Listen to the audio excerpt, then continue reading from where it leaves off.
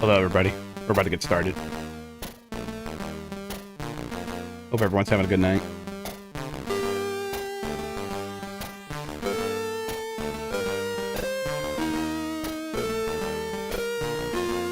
Okay, so I got my shit right there.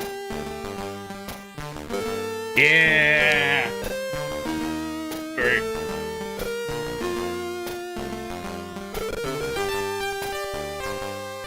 Oh, is it? Yeah, comic. Yeah. Alright, let's see. Oh, they can't, now you guys can hear them. Now that you guys can hear them. I was just complaining because I'm the K-Mech or comic, whatever the fuck. Kameku. Also, that's Metallica, not Iron Man, but that's okay. Rivix, I'll allow it. We don't care. Wow. When you were playing Street Fighter, I was about to put in the chat how long until like an unhinged person come into the chat and tells you like do this combo, and as soon as I was about to type that, a motherfucker entered the chat and was like, you should do a crouch medium punch into. I mean, that crouch medium punch thing was actually helpful. Some of it was helpful. As long as it's not like literally a combo. It's like, look, I'm not gonna learn combos by reading chat. Yeah, you gotta learn like the 2-hit things early on. Yeah. It's like this into this. That simple as that. And it all People, snowballs from there.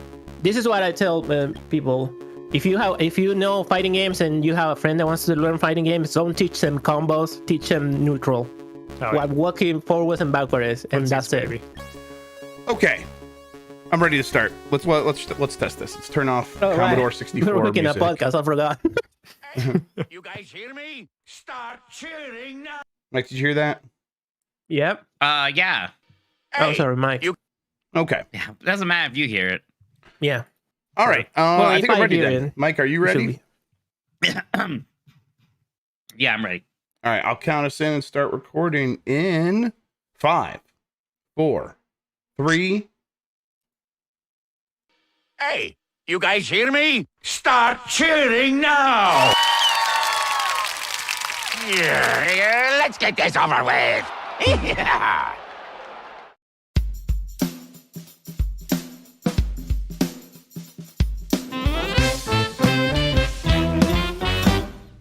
Woof woof. Hi, I'm Mike Naughty, and I am a Nintendog. Hi, I'm Jeff Grubb, and I am a Nintendog.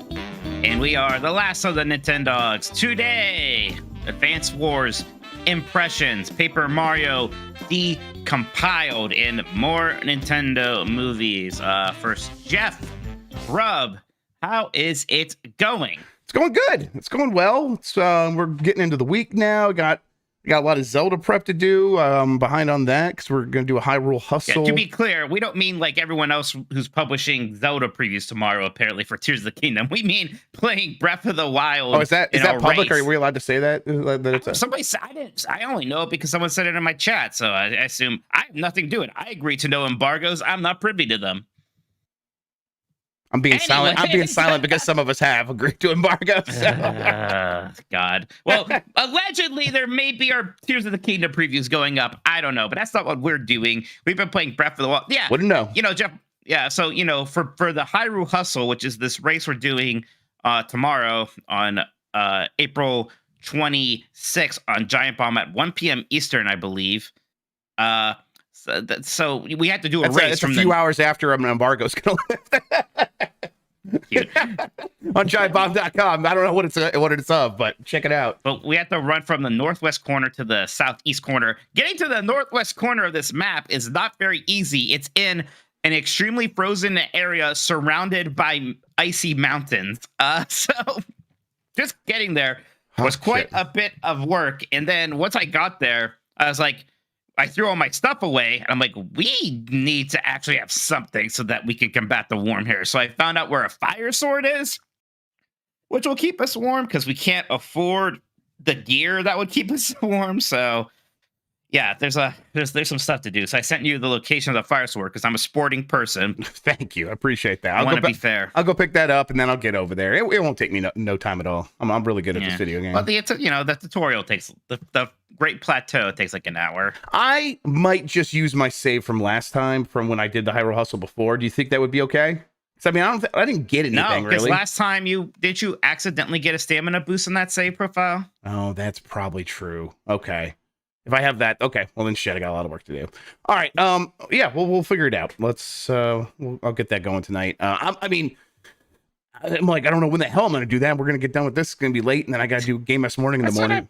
Yeah, I've been wondering myself. Well, I mean, I've been working. Like I've been doing other stuff. Here comes the excuses. I've been doing other stuff. It is your work. I did do Bombcast, so I couldn't be like, I'm getting ready for Dan's stupid game. I gotta play other stuff like Advance Wars and Dead. I actually didn't play any more Dead Island 2. I played some other stuff. That must be rough for you. You guys, I don't know. I don't actually mean like, oh, you guys are overselling Dead Island 2, a game I haven't played, but you guys are unusually high on it. It's just low expectations, right? Like it overcame low expectations. That's all. I had a good time with it. Now that I'm looking at how busy I am though, I might never play that game again. So we'll see. Gregory Mansour says, probably Mansour says, Mansour. Mansour. Literally how that would be spelled. Gregory says you can get rid of your hearts and stamina at Hateno Village. So maybe that's so the chili plants, but like so it's not just kind of cold where we are, guys. It is the most cold. You need like you can't have just like the level 1 chill resistance or whatever. You can't have a nice sweater. You got to have some real shit. The sweater is not enough. I tried just getting the sweater, and that was no good. So it's a whole lot. But yeah, we'll get that figured out. All right, Jeff. I guess we should just get into it then. That's enough of a preamble, huh? Yeah. Let's do the show. All right. Well, so look, the Mario movie's still making a lot of money. It's racing towards $1 billion. This is a surprise. Miyamoto has now said, kind of in an interview with Nikkei, Nikkei, Nikki, little Nikki. Yeah, little Nikkei. Rules. You guys, I think you guys rated little Nikki too low in your Adam Sandler list, by the way. But yeah, he clarifies. Yeah, they're gonna make more Nintendo movies. This isn't shocking. No, it doesn't say more Mario movies, which I guess is interesting. It is just straight up Nintendo. I mean, he said he phrased it. He's like, we're like a talent agency with all this talent here, and then he like chomped on a big cigar and he like started doing a weird dance like Tom Cruise in that one movie with the blackface. What movie is that? Tropic Thunder. Oh, you said Tom Cruise, but I heard Tom Hanks. I was like, Tom Hanks did blackface? Well, Tom Cruise didn't do blackface either, but to be fair. Oh, here's Shiggy's in chat with the super chat. You explain it, Shigeru. Explain Tropic Thunder to Mike and who did blackface. Mr. Miyamoto, excuse me. He said, me and my friend Chris are going to hang out more. That's very cool. That's exciting. I bet they'll be hanging out on expensive yachts. Do you think he means Chris Meledandri or Chris? He probably means Chris Pratt, right? Well, logically, the other one would make more sense, but to troll us, Pratt would make more sense. I think he means Pratt. Maybe they'll both be there. You can never have enough Chris's. That's right. There's the Chris quotient. There's no such thing as the upper limit of the Chris quotient. No, that's exactly right. So I don't know. It's like it's hard to even say anything else about this, Jeff, except that Miyamoto did say before that there wasn't anything like immediately super far along in terms of like production. So it's not like you're getting the Zelda movie next year or something. This stuff might be getting announced soon.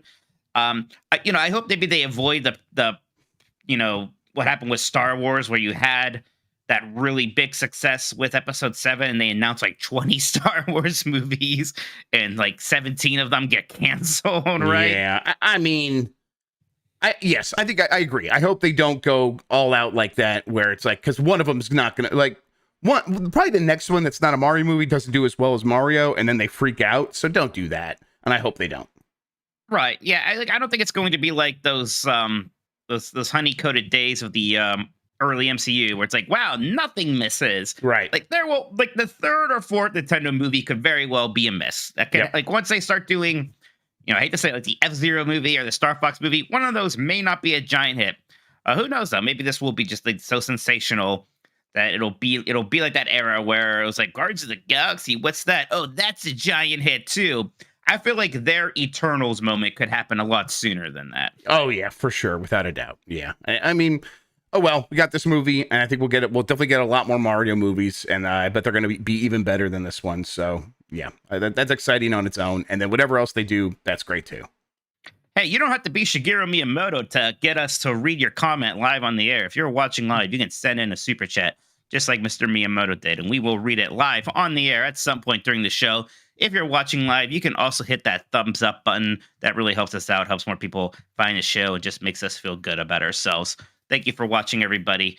All right, Jeff. Next thing here is that this is I think Christian's fault, but an Argentinian television channel broadcast the entire Super Mario movie a week after its premiere. I believe we need a shirt in our store that says Argentina don't care, because Argentina don't care. They just put it on TV. Now normally it's like, if it was anyone else, like they're just gonna get away with that. I feel like Nintendo is the one company that might try to do something. Like, look, I know about Nintendo, man. Yeah, Nintendo's paramilitary is going to be invading that country any moment now. Yes. So. right? It's going to be a disaster. But there's not much to say aside from this incredible headline. It's but- incredible. That's, I mean, it's weird. 'Cause, like, I was at DreamHack, and DreamHack's thing was like, we're doing a Mario weekend because at the end of the day, at one of the days, we're gonna show the Mario movie. We're gonna play it. We got permission from Nintendo to show it, and then that fell through. And I Imagine that. well, it's like they had everything was lined up, and the reason it fell through, apparently the reason is that they were gonna play it on a PlayStation 5, and then Nintendo got mad.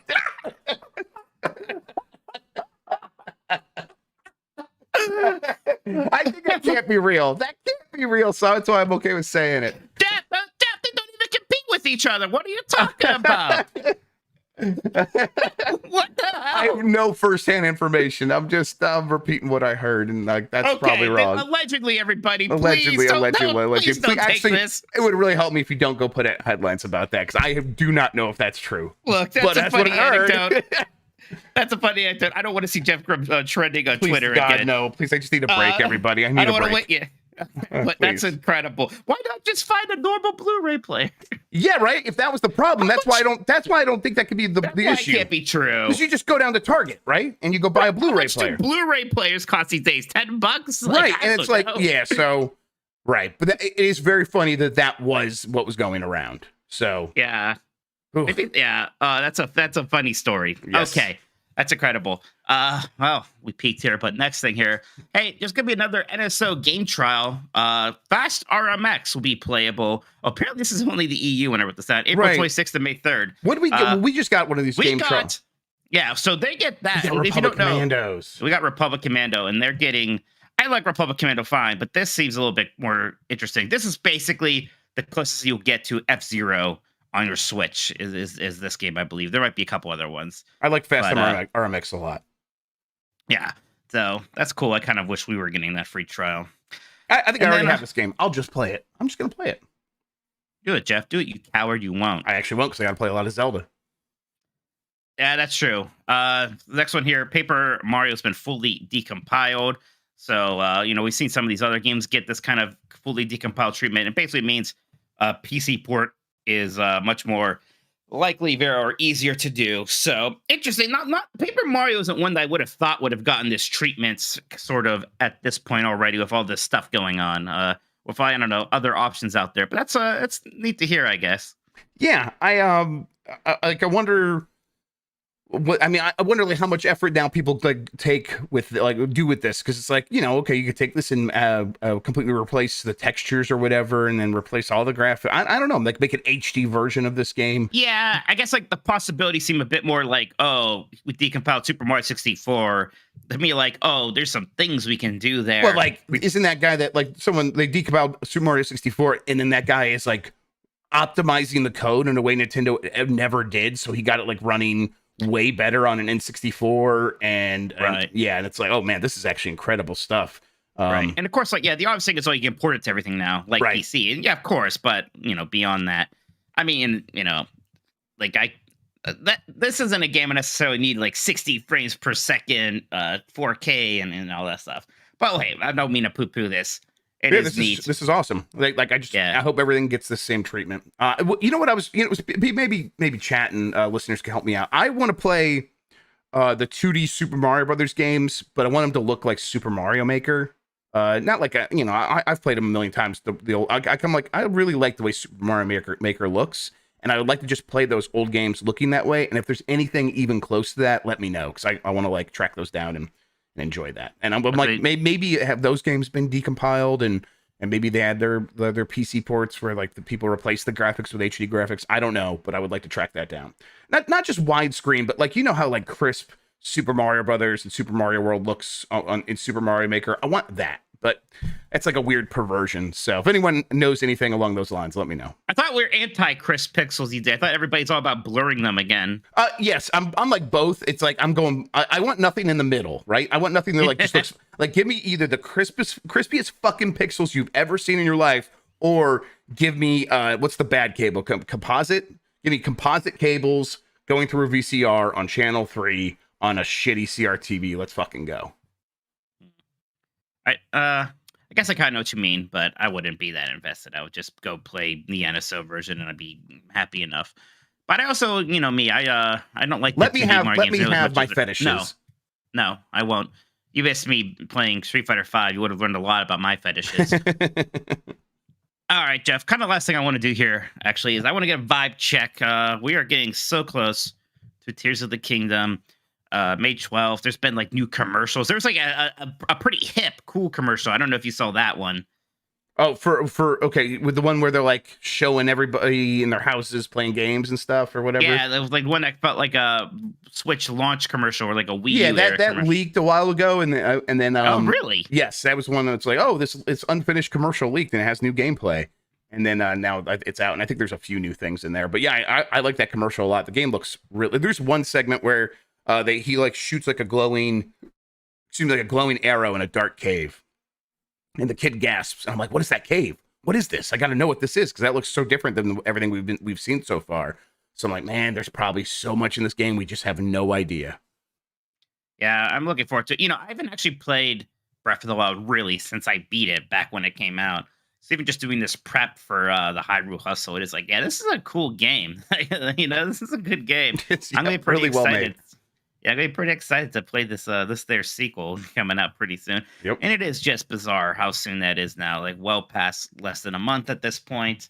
It's going to be here before we know it. It's beginning to feel like, because we have a couple other games coming out, like Redfall, Jedi Survivor, and that Island 2 just came out a bit ago. It's like, man, like who has time right now? Maybe I can get through one of these. Maybe. It's nuts. Sorry, I wasn't listening. What are you doing over there? Nothing. You don't need to shut up. I was trying to look into seeing what Super Mario Brothers looks like when it's integer scaled. That's just what I need to see it. I need it. Holy I need it. I don't know how to help you now. I'm just gonna do it. What the fuck are you talking about? What do you want? Doesn't it already look like that when you just play it on NSO? Doesn't it just look all res and crispy? It doesn't look like I want it to look. I don't know. It doesn't look like Super Mario Maker. Super Mario Maker just looks like that.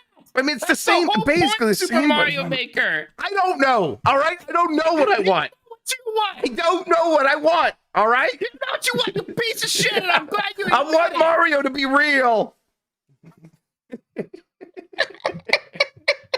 Sorry, Andrew Chet said that made me like, yeah, I gotta. Okay, that's the. Want Mario to I just want to be real. That's a funny thing to scream at the end of that. I just want Mario to be real. Well, Jeff, that yelling is going to end this relatively short news week for Nintendo. Beauty. I am afraid. Yeah, perfect. No notes. Perfect No podcast notes. so far. Yeah, we got great here. Normally we take our break now, but I feel like we just started. Should we just go answer some questions now, or should we take a break? What do you want to do? Yeah. Yes, I do. Let's keep going.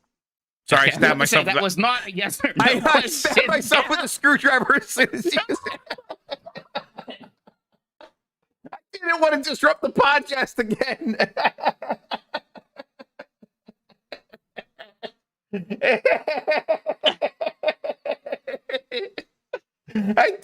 I did it landed perfectly right in between my knuckles, and it hurt real bad. You know what? Let's keep going. I'm good. Let's keep going. Let's go read some questions we got from our lovely podcast producers. All right, Jamie H1224 says, do you think the Mario movie would be enough to push Switch to the #1 selling console spot before their next console is announced? I mean, we're expecting a big software boost with Mario. Are you expecting much of a hardware boost? Yeah, there will be a little bit of a boost, right? But I think the bigger boost is going to be this Zelda OLED and holiday sales and things like that. And if they make a big surprising new bundle this holiday, I think all that will really help. I mean, in terms of becoming the #1 best, like getting past that PlayStation 2 spot at what, 155, 152, something in that range, 155-ish. Really, million. It probably only gets there if whatever the next Switch is a Game Boy Color like that situation. Which is, so what you're saying is if they lie and count it. as if it's the same system, just rebranded. Yes, and then they continue it as like the same, basically. Like, well, this is just the Switch generation. We're gonna keep going. Yeah, I mean, as much as they're selling, it feels like it's gonna come up just short otherwise. Because I think once a follow-up launches, if it is a full split, a full Switch 2, I think sales for the original Switch are probably gonna die pretty fast. Because you know the new Switch is not going to be some super expensive thing compared to that, and I think most people are just going to want that new thing. Dr. Sus says, "Hey, snot lickers, what is the stupidest comment you've heard someone say in an interview with you for a live or written interview?" Gosh, Jeff, my memory with this kind of stuff is bad. I mean, Yeah. Normally interview answers are too boring to be stupid. I'll be honest. Yeah, people are very they're very Guarded. media trained in a way that I'm like always like surprised by. It's like, oh yeah, even you have that media training, huh? It's okay. People don't give the people that we talk to, we like only talk to them about stuff that they know, for the most part. So I've never like been like, well, that was fucking stupid. Just usually not, because that's the people that got the jobs for a reason, usually. Yeah, exactly. And I haven't like talked to maybe some of the more outrageous. I mean, I've gotten great answers from like Yoko Taro about like, oh, hey, do you feel pressured to put 2B in the sequel to Nier Automata because he's so popular? He's like, oh, maybe, but I think I want her to be like a bug wearing a bandana. And I was like, yes, this is very good. I like this a lot. Cascoder in chat says that might not have been Link. Do you want to say, was that a stupid thing to say? From Anuma. Well, only if we didn't want that to become a headline, because of course that was what I took from the interview. If you don't know, so yeah, I interviewed Anuma and like the Breath of the Wild team, like on the E3 right after they first showed. That's that like first little look at Breath of the Wild. It was the first time we saw Link in his blue outfit and stuff like that. And everybody thought, whoa, Link looks so different. And I asked him, hey, Link looks really different. What's up with that? And he said, well, who said that's Link, basically? I was like, oh God. So that was like Italian Spider-Man. Oh, the story did very well. Imagine that. But then like Nintendo themselves came out and were like, no, it's Link. It's like, well, you know what? We got that out of it at least. So there. Yep, that was me. Yeah, people remember that. Yeah, that was me. That was like a young baby Mikey, man. That was Mikey's first shaking the actual foundations. Jeff does that all the time now, but one time EA lost like 10% of its worth because I just said something. So yes, that was weird. Yeah, it happens. People get mad. What was it? Which thing was it you said that time? That was just that Battlefield 2042 was getting delayed. It got delayed, right? Yep. Yeah, but it didn't get delayed as much as the investors thought it was going to get delayed. They thought it was going to get delayed out of the quarter. It just got a month delay, and I just said it's getting delayed, and then investors freaked out. I mean, the bigger problem there was that it was that Battlefield game. Next one here from Evil Janice, who says, "Dear Mike, white theme Minotti, and Jeff, black theme. I'm not a heathen Grubb." All right. Am I really? Everyone gets very upset, Jeff, that I don't use night mode for things. Well, generally. I think it is. Sometimes I do. Yeah, saying I'm not a heathen is it. It's a cult, Mike. The nighttime is the right time. You have to join us. Nah, I definitely don't. I think is it a thing? Because like I have darker irises, like I have brown. I never wear sunglasses. Like I just generally am not that much bothered by bright lights as much as maybe other people. Is that a thing? Your eyes just absorb all of the brightness in the world. Yeah, so you keep it for yourself. That must be it. That sounds right. Yeah. Yeah. Evil Jazz says there's just one Ganondorf, right? We first saw him in Ocarina of Time, then resurrected in Wind Waker and Twilight Princess, but those latter two are on different timelines, so really there are each one resurrection instance per timeline. Why do you suppose there are generational Zelda and Hero Links, but seemingly only one Ganondorf? Jeff, I know that the Zelda timeline is kind of stupid, but I'm also fascinated by it and do think about this a lot, and they are correct. There is canonically only one Ganon/Ganondorf and a bunch of Zeldas and Links. And Ganondorf has canonically died in really all three timelines at this point, because he dies in the original Legend of Zelda death is his last death in that timeline. His death in Wind Waker is his death in that timeline, and his death in Twilight Princess is his death in that timeline. So they never said which of these timelines this game takes place in. We don't know why he comes back either. No, it's always so whatever, like, oh, he's too evil to die. You just say that, you wave your hand, and it's like, all right, well, he's back, sure. So it'd be something like that. Do you know what a Zonai is? Zonai, no, sir. Okay, because that's like the thing that people are speculating is going to be a big part of. I think at this point it's confirmed on one of the trailers, but right after the big trailer launched, I went and watched a lady on Twitch who's like, "I'm a Zelda lore master," and she talked for like 90 minutes straight about Zonai, and I'm like, "Oh, What's it? It's like That's the that new ancient race, race, right? Yes, the It's ancient that race. Yeah, yeah. And I think some of the new tech that we're seeing in the game, like not like new tech, like abilities, like the new technology stuff that we're seeing in the game is like actually ancient technology that's been unearthed and it belonged to the Zonai. Okay, that could make some sense. I do want a little bit more of that than we got. I mean, it's just a little weird how they wrote that whole book, and then Skyward Sword was very concerned about its place in the timeline. Then all of a sudden, they're like, actually, we don't care about any of that. All that you'll get is that clearly this game takes place late at some point. Like, look, I'm not the one who asked you to make 3 timelines and then try to explain it to me. But now that you did, keep up with it, I guess. There was no chance they were ever going to keep up with it. It was just if the mood, they fancy it at the moment. And then as soon as that passes, they're like, we didn't mean that.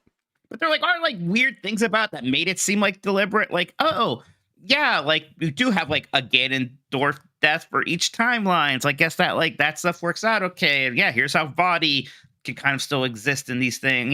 There are parts of it that almost seemed wow, they were planning all along, even though you're right. There's no way that could possibly have been the case. Yep. No. Yep.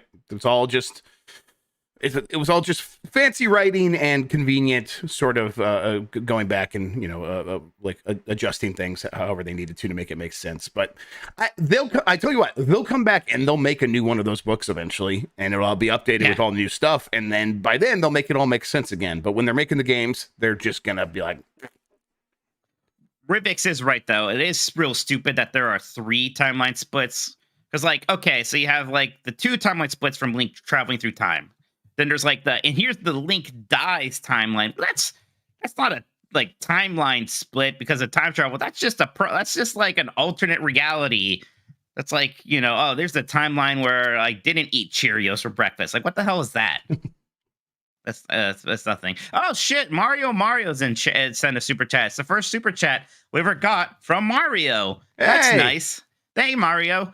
Your father's been here lately. Mario says, "Hey, did someone ask me to become real? I'm real, Jeff." Yay! We did it! By the power of belief. Situation. Wow. It's like when you wish upon a star, it makes no difference who you are. Because when you wish upon a star, your dreams come true. Very nice. Shigeru Miyamoto said that about game delays. He did say that. It was famous. Yeah. Dan Park says, "Help! The Internet Library of Alexandria, the Internet Archive, is burning. You can only download 5 things before the site is taken down forever, and with it, a wealth of knowledge and material that can educate future generations effortlessly. What do you download?" This is okay. Here's the problem, Jeff. We need does a emulator and ROM count separately? Do I need to get the emulator and then a ROM? I mean. Okay, so how is the question phrased? You can only download things. You can only download 5 things. Let's say we can only download 5 ROMs. Let's put it yeah, because I was gonna say I got a zip file that's one thing and it's got a butt fuck of stuff in there. Let's not be too cute. Let's say 5 ROMs. I think you got to save. Some people might be mad. Super Metroid's the first thing that comes to my mind, Jeff. And then Super Mario Brothers. Probably Ocarina of Time if I was going to pick one from that. Metal Gear Solid 1. And gosh, you're asking me what are the 5 most important games, and this is messed up. There's got to be some of the other early things. Maybe a Final Fantasy. I don't know which one. The Baby 7. I don't. It's kind of weird. Yeah, I don't know. I mean, I might for more modern stuff. I might do Elden Ring and Minecraft and Super Mario Brothers and. Maybe Metroid Prime instead of Super Metroid. Tetris is a good one. Probably. Tetris. There you go. Tetris. There you go. That's it. By 5th. Yeah, that's a tough one. Yeah. All right, then we got Tampa Bop Lightning who says, "Woof woof to my dogs." Jeff, are there any casual Nintendo conversations you would like to talk about tonight so that chronically online people can clip it out and Doug Bowser has to issue a statement to address it? Thanks as always. Have a great week. Jeff, you were very gracious about that. You were very polite about that. I'll be honest, my whole reaction was basically a jerk off motion of whatever. You're a nice man to put up with it, honestly. Yeah, 'Cause it's- thanks. Yeah, it was weird. It was frustrating, but mostly I was just like, I didn't want like Tango Gameworks people to wake up the next day and be like, why? Wait, Sure. Microsoft hates us? It's like, no, that's not what I was ever trying to say, and that's what everyone was making it out to kind of be. And it's like, oh boy. So felt bad about that. But other than that, but you know, people are going to hear what they want to hear. Like even when that video, I did a video trying to clarify it, and there's so many people that still are just like making up their own narratives in their head. Well, yeah, and you can't even argue with them. And they're like, this apology video doesn't even have a real apology. It's not an apology. Yeah, it wasn't an video. Like, what apology are you- video. I did not. Yeah, I said straight out, I'm not apologizing for doing my job. I used the wrong word, and I do apologize for that. But it's like not like not that. no, yeah, the thing I said is still true. So I'll tell you what, the point we were trying to get to is how everybody seems really stressed out and weird about Xbox right now. And I sure do still feel that way about that. it was Jim. only proven. Yes. Right. But yeah, it is frustrating. I certainly hate the idea if anybody at Tango Gameworks like gets that impression from it.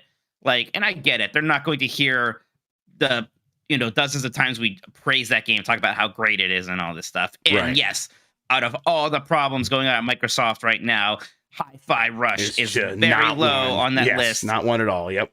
Right, exactly. So, but Jeff has a whole clarification about it. People can watch it, but fun times. Next here is from Grubb Bear says, it's now 23 years since David Arquette became WCW champion. My question is unrelated to that. I'm kind of disappointed. I was like, how is he going to tie this in? Do you think Pikmin 4 will answer the question of how many Pikmin it takes to lift a Joy-Con? Yeah, I think there will be a Joy-Con in there, and I think it'll answer that. And I bet it's 10. I think it takes, well, let's say 12. 12 Pikmin to lift a Joy-Con. This burrito super chat is messing with me because I didn't realize until just now that like I'm wearing this Iron Man shirt and you're wearing basically a Metallica shirt. Yeah. If people are watching on or listening, it's a Magic Koopa shirt in the Metallica font. Burrito sent a super chat. Jeff, basically Metallica Grubb and Mike Iron Maiden Minotti. Did you dogs coordinate shirts today? Nope, just happened to be like that. There's there's an Iron Maiden like shirt. It's a Nintendo shirt and it's Samus. It says Iron Maiden, which makes sense. And she's doing like her pose and it's like the trooper from Iron Maiden. I need to get that shirt someday. It's pretty cool. Okay, here now. Casual says, Discord isn't letting me change my name. So just pretend it says from Her Royal Thighness, Queef Elizabeth. Wow. What's your go-to karaoke song? If you can't think of one, your co-host will have to choose for you. Love you and all that you do. Oh, I karaoke. I used to karaoke a lot. I still like to every now and then. But I do have a go-to karaoke song, Jeff. I bet you can't guess it. Is it a Journey song? No, but to be clear, like, because on the Bombcast, somebody's like, "Here's the list of the most popular Ben Hansen karaoke from songs." Min-Max, yeah. Yeah, and "Don't Stop Believing" wasn't on it, or any Listen, Journey songs. Only Ben Hansen could think that list is anywhere There's no near accurate. There's no way. Yes, yeah, for sure. But okay, then what is your song? I probably won't be able to. Mr. Roboto. Oh, I think you've told me that before. Yeah, okay. Yeah, I can spelt Mr. Roboto. That's my go-to karaoke song. I said mine on the Bombcast today, and I'm pretty sure you said, "Is that a real song?" Yeah, I didn't know it. Yeah, "Mother" by Danzig is my go-to. Isn't Danzig? No, Zandig is that wrestler from CZW. My Right. mistake. Zangief is the wrestler from Wreck-It Ralph. Yes. It always bothers me. Like, why is he in the bad guy group? Zangief's not a bad guy. He's just Russian. Yeah, he crushes men's skulls with his thighs like Sparrow's egg. Yeah, but like, which men? That's important. That's fair. That's true. All right, next up here we got from Chuck, 1991, who says, "Greetings, Jeff Loggins Grubb and Mike Messina Minotti. Will the next That's right. Eat shit, Mike. That is like Is this that. That's calling you the Genetti. Oh, Basically, a it's hockey actually thing. worse than Genetti. Nothing's worse than Genetti. Wow. Come on. Will the next Kirby game be a 3D platformer? Seems obvious, but this is Nintendo we're talking about. Getting another Kirby game like Forgotten Land just feels too good to be true. It has to be. Forgotten Land did so much better than Star Allies. You got to have another 2D game by just doing that remake of Return to Dreamland. So, yeah, come on. It's got to be just a sequel to Forgotten Land, right? Yep. They're definitely going to make that. And I mean, you know, it's Hal, and Hal just like likes to pump out Kirby games. They're already working on that, I bet. Yeah. You know, Jeff, we've answered a few of these. I think now is going to be a good chance to take a little break here. We're going to get back. We will answer more of these questions. We'll get to all these super chats, although some of them have tickled my fancy, and I've sort of jumped the gun on that. I can't help myself. That's all And good. we're going to talk about our time with Advance Wars 2 in the second half of the show here. So stick around, everybody. We'll be right back. Thanks for listening. Cool. I hit Body the for add Mikey. button. Yeah, make it happen. All right. I got it right here. It still hurts. So don't it's a little screwdriver. It shouldn't have hurt that bad, but I did throw it up pretty high. I just did it So again. what the hell do you What want the here? fuck is going It on? doesn't look Yeah. right. It does not look like Super is Mario going Maker. The shadows? Is that all you want? The It's shadows? not just the shadows. It's like maybe is it the color palette? Like it's a little bit more saturated. I didn't Yeah, ask it for sums this. up Jeff. And I did not ask for this. It just, I mean, yeah, the integer scaling will definitely help. And if I do like Yeah. probably 10x or 8x, probably, Yeah. yeah, it'll make a big difference. But it's just, not, I mean, listen, I wouldn't hate the shadows. Oh, I think that's all it is because you can change. Okay. All right.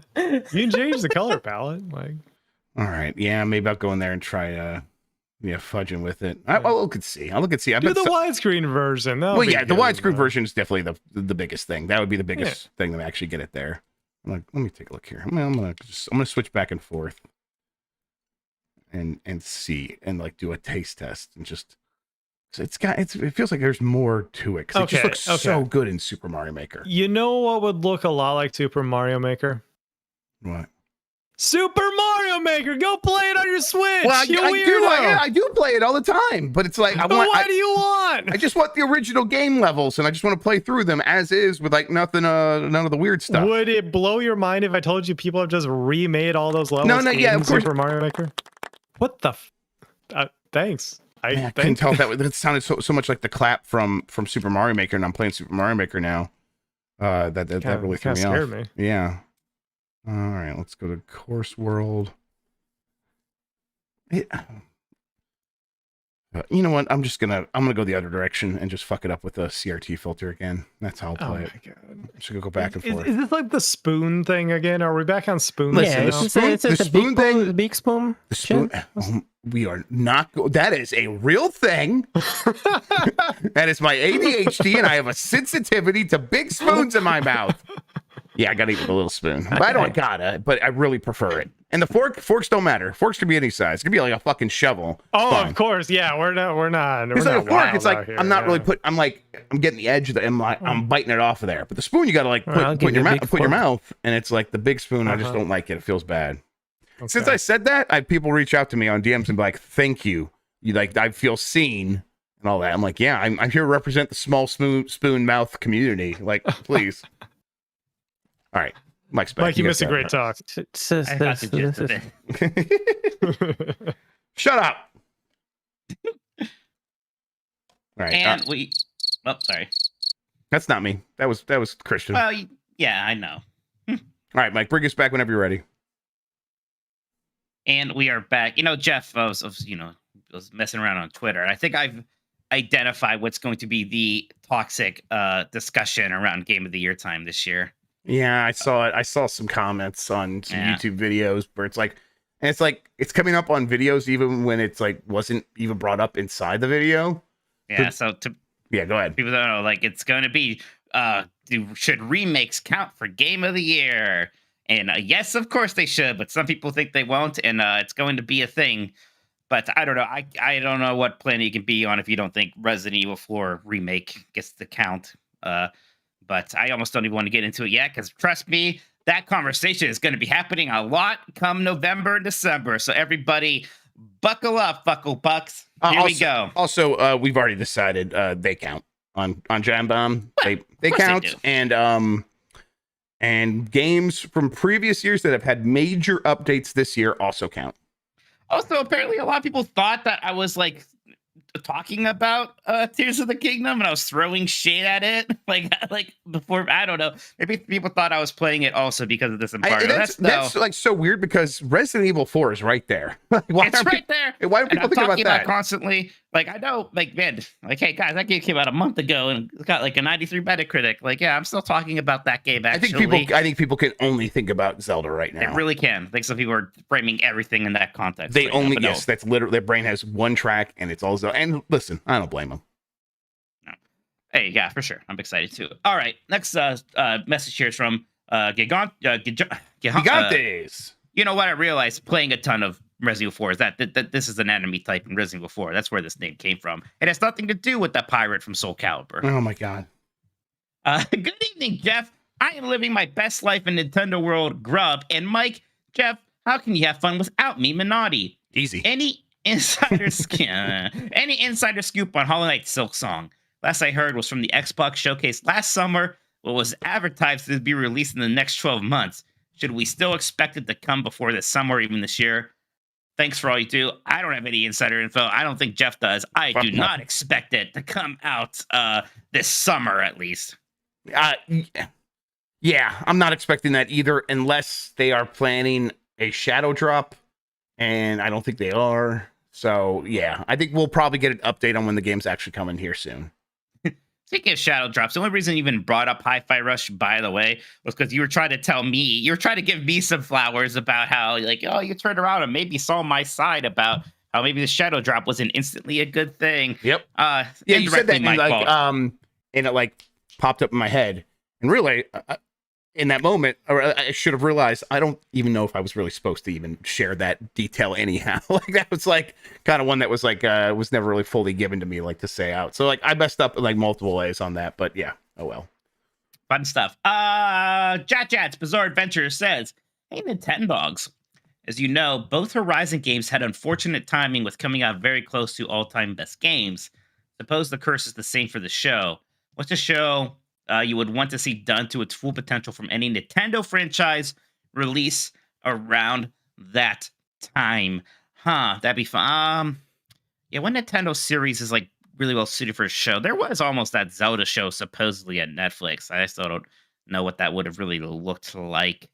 I think the only show that could like come along and steal Horizon's thunder, if it was like just done it to its fullest potential, is maybe Metroid. Like, if Metroid came out and it was like everything it could be, I think that would blow a lot of people away. Now it's sci-fi. Well, so is Horizon. So maybe that would do that. But they should do like that Halo show, make it real weird. Yeah, let her have sex with Mother Brain while Adam watches. Yeah, that'd be good. I guess what, Mike? I'm never ever gonna watch that Halo show. I think I'm definitely not. No way. I'll die first. Are they even making us? Yeah, I believe it. Are they even making a second season? Yeah, they are. They totally are. Because it was Paramount Plus's like best rated show ever or whatever. Like, got the most viewership. But I'm like, that's because the rest of the viewership is like actively dying. Because who else is going to subscribe to Paramount Plus? Like 65-year-olds that want their CSI or whatever. I think less people will tune in for season 2. I mean, look, Yes. There's been this whole conversation about Halo, and that show sometimes doesn't even come up because I kind of forget about it. Yeah, I will say, when like the whole thing again was happening with Hi-Fi Rush and like a lot of the Microsoft Defenders came out, it was incredible. The ones that were like the one thing they were latching onto is actually Halo Infinite's doing pretty well. Like, what are you talking about? Like, it's doing well compared to what it was like 3 months ago. It's just not making them. Whatever. I'm not going to go over it. Clearly isn't doing what it was supposed to do. And like, some people are trying to frame like even the layouts like, well, that was just standard across all of Microsoft. Clearly 343 was impacted more than other areas, especially in terms of like high profile executive level stuff. Yes. Yes. And then BPMer says, evening, Jeff, average Love Guru fan Grubb, and Mike, average Pixels fan Minotti. Never seen Pixels, so I've only seen Love Guru in bits and pieces because it's just so horrifying to actually sit through that I could movie. never. It's so bad. What video game marketing BS have you still not gotten over? I am still waking up every morning in a hot rage over the downgraded Spider-Man's puddles. I still laugh a lot thinking about how every press release from every video game publisher, when they talked about the Xbox One for a while, were contractually obligated to say Xbox One, comma, the all-in-one entertainment system from Xbox, whatever it was. Like, wow. Yep. TM, like trademark, yeah. TM, yeah. Because it was like this, that was their whole thing. Is we were because like TV cable, that's the thing. Like, man, guys. Like, people just need apps, and like having apps on your thing isn't that big of a deal, actually. Yep. So, that's I always think about. I mean, there's like the famous Acclaim ones with rename yourself Turok or put a Turok ad on your tombstone, like all that wacky stuff. But the one that always goes around in my brain is a marketing failure. Where someone's like, hey, the pre-orders for this controller thing I've gone through. And then the Ocean marketing guy was like, I've been websiting as on the internet since you were a sperm in your daddy's balls or whatever it was. Arcade thing. Yeah, the whole thing. Yeah, the Penny Arcade got involved or whatever. And it was just this massive meltdown. Right, well, he was emailing Gabe. Yes, that's right. Yes, that's right. Gabe got in on that. Right. And then that guy was like, I'm going to be at PAX on. And Gabe was like, no, you're not. PAX is mine, and the guy didn't believe him. He's like, no, I'm good friends with the guy that guys that run PAX, is what he said to the guys that ran PAX at the time. He's like, no, you're not gonna be allowed. Then, like, and he found out, he like tried to apologize. It was incredible. Ocean marketing. If you look that up, the VentureBeat story will come up, and you can read like how to self-destruct your company with just a few. Yeah, that still pops off every now and then. Is that Sebastian? Yeah, it was a Sebastian story. Yeah. Velocity Prime says, Dear Jeff, trending again Grubb and Mike inverted Minotti. With Zelda anticipation reaching a fever pitch, I must know, what is your favorite location or moment from Breath of the Wild? For a game with so many WoW areas and sections, little came close to the first time I saw a dragon flying out of the depths of a lake. Literally blew my mind that such huge creatures were just wandering around the map. Yeah, I remember the first time I like went up to like a mountain and just kind of stumbled across one of those giant sort of golem creatures. Yeah. Like, oh wow, there's just this really cool enemy encounter in what I thought was the middle of nowhere.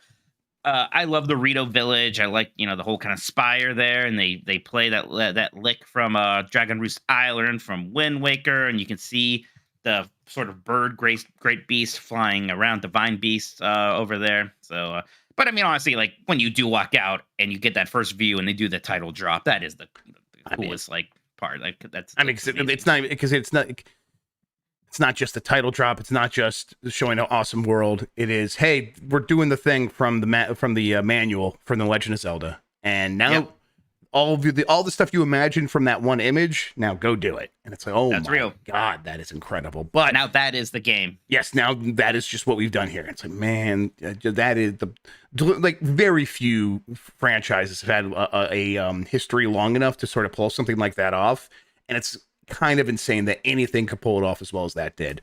The best moment for me is, one of my favorite moments was just 125 hours in, still just poking around, and then stumbling across that the god of the forest or whatever it is, that reindeer that you can ride on for a little bit until the sun comes up or whatever it is.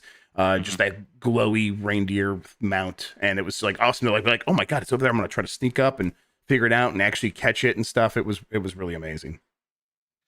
Screaming Madden says, hey there, Mike Robocop Expert Minotti and Jeff Robocop Jobber Grubb. I bought Advance Wars 1+2 Reboot Camp, and I'm having a great time with it, from the tactical gameplay to seeing the CEOs again, such as Beefy Man Max and Mommy Now. If 1+2 Reboot Camp is successful in sales, you think Nintendo will get way forward to make a brand new Advance Wars, or have them revive another stagnant Nintendo IP? Yeah, I think they probably just have them revive another stagnant IP. I would love for them to make another Advance Wars. I just don't know if that's what they want.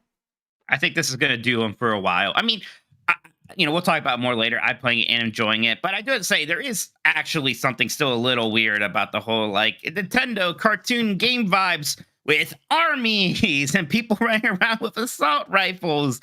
And did they look, the kid, I know the main character looks young. Did they really have to voice cast him to sound like a 10-year-old? Like, yeah. What the hell? He doesn't know what airports are, and yeah, and it's strange. It's even stranger now that it's not pixel graphics for some reason. It's not like it's realistic or something, but it's you'll just be doing these battles, sending men to die, and then the person you were just doing a battle with, it's like, well, now that the battle's over, time to flirt. It's like, oh, okay, we're gonna just flirt with these other CEOs on the enemy side. We just killed a bunch of their people. They killed a bunch of ours. But all right, it's a weird game. But I bet if they did make a new Advance Wars, I bet the soldiers will be robots or Yes, something. Like the CEOs will be real people. Yep. And honestly, sure. Yep. Why not? Why not? Exactly. Why not? What I wonder what else they could revive at this point. Like something Urban less sort of- Champion. what Urban Champion? Which one's that? That's the beat 'em up for the old right? Oh, did Nintendo make that?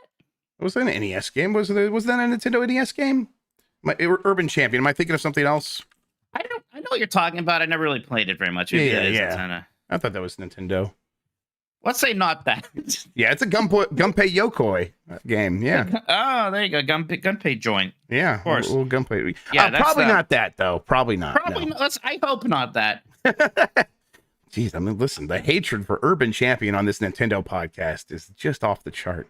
Oh no, Leah says, "Hey, boys, what's the best gaming adjacent pet name?" This question brought to you in honor of my buddy Kanji, who passed away last week. Here he is freaking out after Jeff cut his hair. Aw. Oh, I'm really sorry about your loss, there, Rip Leah. Kanji. That's That's a good little Jeff kitty. maybe doesn't get this reference, but that's I believe it's a Persona 4 reference too. Oh, okay. A very good character from that game. Kanji ruled. I had a dog named Shiggy. I had a golden retriever named Shiggy. So there you go. Pretty nerdy. With a I cat named named myself after Slimer Shiggy. from Ghostbusters. That's pretty cool, but not really gaming adjacent. No, well, Jeff. there's been Ghostbusters video games, Mike. They sure happen, Jeff. You're right. Yeah, give me Ghostbusters games where I actually just play a Slimer and I'm just going around like gooing stuff up. I have to avoid the Ghostbusters. I guess you probably can't do that in that newer Ghostbusters game that I didn't hear too many people talk about. I was like, is he getting like, you can't do this because of Me Too? Is that what he's about to say? You can't go around sliming people? I'm like, what is he about to say? Of course, freaking liberals ruined that Yeah, the woke mind virus won't let us be Slimer and going around sliming strangers. Just go around sliming people anymore without people getting all up in your cell phone video. Now buy this Alpha Brain Booster. It's gonna make you smart and it funds the podcast. Thank you for listening. Yeah, you don't like it when it happens to you, huh? No, I don't, man. Yeah, you That don't was like it bad. when That you made say me- something and there's just silence for a while, huh? It feels pretty bad. I'm gonna try to do better. Doesn't it? I'm gonna try to do better. Thank you, Jeff. Brentfish says, "Hey there, Mike S plus Minotti." Thank you, and Jeff ... Grubb. Fair enough. It sure seems like we are in the halcyon days of GameCube and Game Boy Advance re-releases and remasters. And right now, it seems like GameCube gets more than its fair share of the love. So my question is, what Game Boy Advance games would you like to see an Advance Wars Reboot Camp style refresh of? Hard mode, no Golden Sun. Thanks, fellas, and have a good week. You know, I've been watching Matt McMuscles has like a 10-hour video on Double Dragon.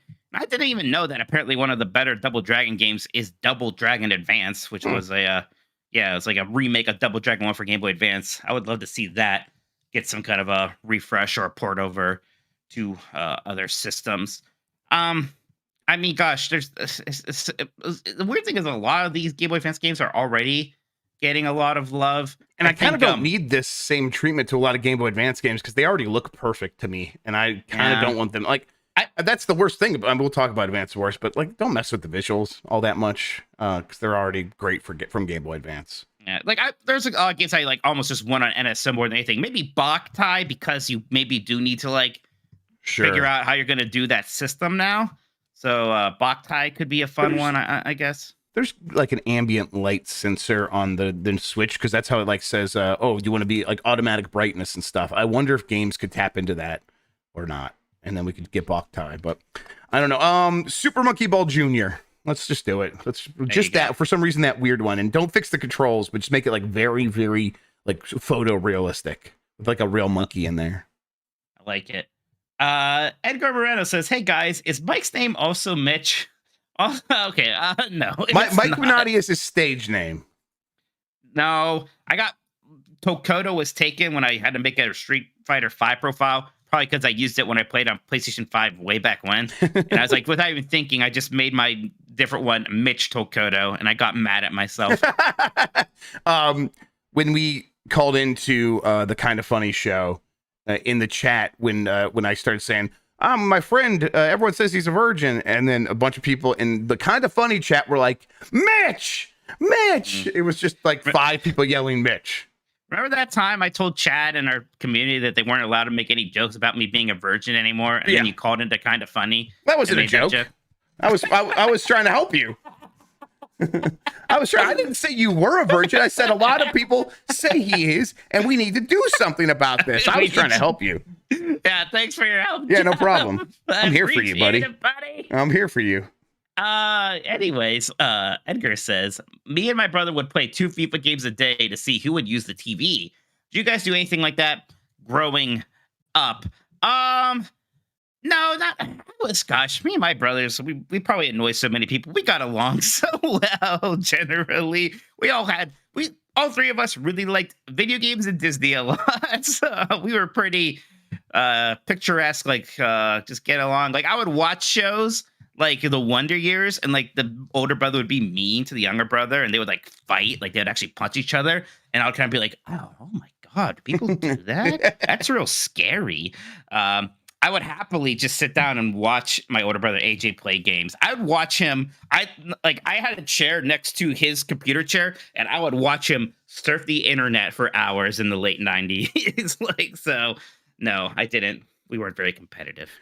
Yeah, we could not have solved problems that way, because my little brother would just been like, you're going to beat me. And it's like, come on, like, you're good at video games too, but he would like lose once and just assume that he would never win again. So we couldn't really do things that way. I'm trying to think if we had anything. Not really. We would just eventually fight. Chaos Buckaroo says, howdy, Jeff, corporate statement Grubb, and Mike, sexually aroused by Tiger's Minotti. The first half of the year is jam-packed with big releases, and we are about to get all the early summer announcements. Do y'all predict a lull at any point the rest of the year? If only for a month, even August is rumored to have Armored Core now. Yeah, do you believe this August for Armored Core rumor? I do. Yep. I think I've heard the same thing for a while now. So because I remember you originally were like, I don't know if that's coming out this year. Yep. And then very soon, as soon as the year started, basically after I counterpicked it in our fantasy league, I literally like the next week was like updated from where I was hearing that, and they're like, actually, it definitely is coming out this year, and it's probably going to be like late summer, early fall. So, and then since then, I've heard August a bunch of times now. So yeah, that sounds right. Maybe the law will happen like in October when all the games that are supposed to come out then get delayed for 3 months. Yeah, that sounds right. Mr. Bowler says, hey, Jeff, simple and clean by Outcast Grubb. And Mike, what's Outcast Minotti? The discussion of video game music on Game Miss Decides reminded me of one of the early things that got me into video game music over 20 years ago. Overclocked Remix, aka OC Remix. Not only was it great to hear fan-made remixes of my favorite songs from games, it introduced me to songs from games I never played. What are some of your favorite fan-made creations based on songs from video games, covers, or otherwise? Oh yeah, I was a big OC Remix fan back in the day. I remember some of the early stuff I heard on there. There was like a jazz band cover of the Super Mario Brothers 2 theme song that I listened to all the time. There's somebody who did a mix of the Devil May Cry and Metal Gear Solid 1 themes also. Those were really good. Ooh, I think my absolute favorite, it was the Cutman Sonata. They took Cutman's theme from Mega Man 1 and did this kind of like almost like sad piano song to it. It ruled. What is the Christmas song that we do that Dale remixed? Yeah. Dale North did a Christmas Nights song, and it's the one we use on Christmas time here. I forget exactly the name of that track, but it's like a mix of the Nights theme and it's a Christmas song. I can't remember which one now if I heard it. Yeah, but it's I like that a lot. And OC Remix, I would always see like OC Remix, like the name pop up in places, but I never like tracked down like that it was like a music community or anything like that. So I didn't really realize that was where that was all coming from.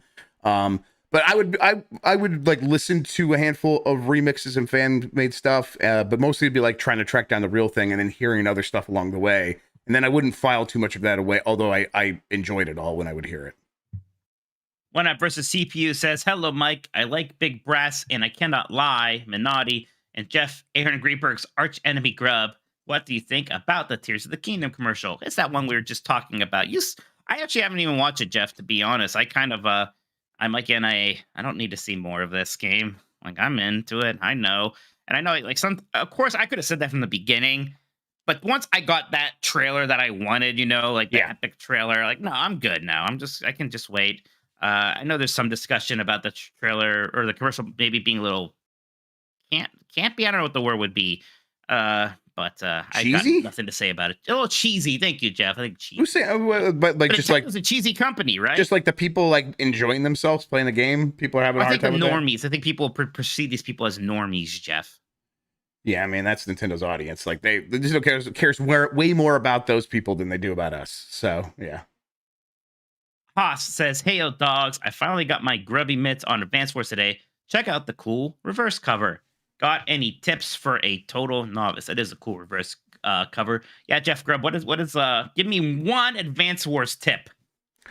Yeah, a good tip is you definitely should always try to attack first when you know where all the, like, especially in Fog of War, when you know where everything is, but don't feel like you need to overextend to be like, I could attack that guy way out there right now. Chances are you're overreaching. You mostly want to keep most of your units together to support each other, and then don't be afraid of capturing towns even in levels where that's not a part of the mission or isn't like giving you money for a factory, because it's always good to have a place to retreat to and heal up if you really need it. Also, distractions work, and distracting the AI off to the side, and then running like a run around with like one infantry to go capture the HQ. Excuse me, that can really work. That was 3 tips. There you go. I'll take it. I was gonna make a penis joke and I thought better of it. Cool. Vision 49 Cool. says it's a bit early, but since everyone is about to be drowning in massive releases right up to and even during the summer showcases, what are a couple games you each personally want to see at this E3? I'd like to see that Metal Gear Solid 3 remake. That's Just the be first thing real. in my mind too. Yep. Yeah, let's just get that out there. Let's see what that looks like. And I'd really love to see what the Mario team is up to. It's kind of the other one. Do you think we get a full whatever it is. Nintendo Direct? We have to, because we don't really know what's happening this holiday. I don't know if it's they can tweak their way through it. They've done it before, I guess.